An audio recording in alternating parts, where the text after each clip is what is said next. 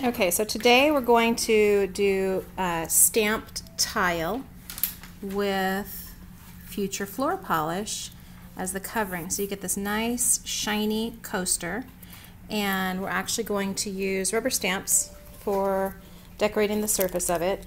And you can stamp directly onto the tile if you're using something like a StazOn ink, but because I don't do things perfectly, sometimes I'll mess up a tile if I try and stamp directly onto it. So what I'll do is I'll actually stamp onto white tissue paper, and as soon as you get this Future Floor Polish over top, it turns translucent, and you can't even tell that there's tissue paper on there, but you can see the texture and pattern of the tile through. So it looks like you stamped directly on there.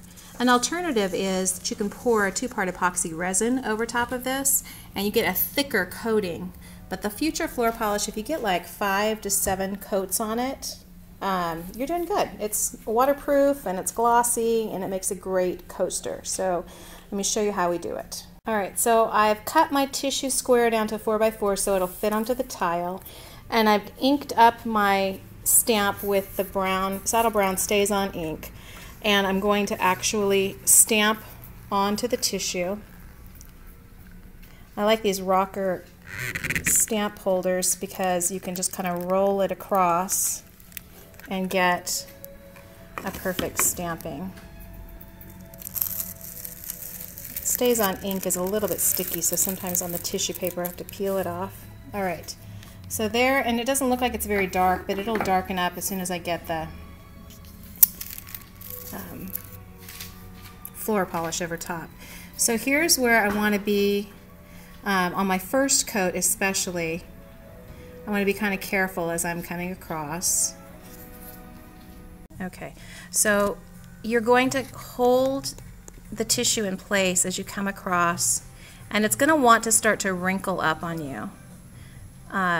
You're going to use the sponge brush to kind of get those wrinkles out. So you're going to go over this several times. This is why using the StazOn ink is great, because your ink is not going to run or anything. But see how the image is darkening now that I get the StazOn over top, the floor polish on over top of this. So I'm covering the entire thing, and I'm kind of working from one edge to the other, starting at the top and working my way down. And then it's okay if it shifts a little bit, you can shift it back into place. Until this first layer gets dry, you can shift this tissue around, so if it's crooked, it's just fine. You can shift it into place. And then you're going to use, you can use a heat tool to dry it. The best thing to do is to just let it naturally dry in between coats, but those of us who are impatient don't want to wait that long. So we'll use a heat tool to dry it in between coats and keep coating it and keep coating it. After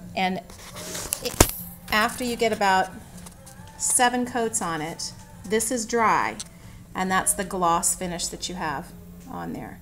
I can still see a little bit of fiber on mine, and so I'll probably put another couple of coats on it. But like I said, if you wanted to mix up a 2-part epoxy resin and pour it over the top, I'll do another video on that. But that's another alternative. This is just an inexpensive, you can get this at the grocery store even, Future Floor Polish, and it actually smells really good too. So hopefully you'll make a set of these coasters as a gift and have fun with it. All right.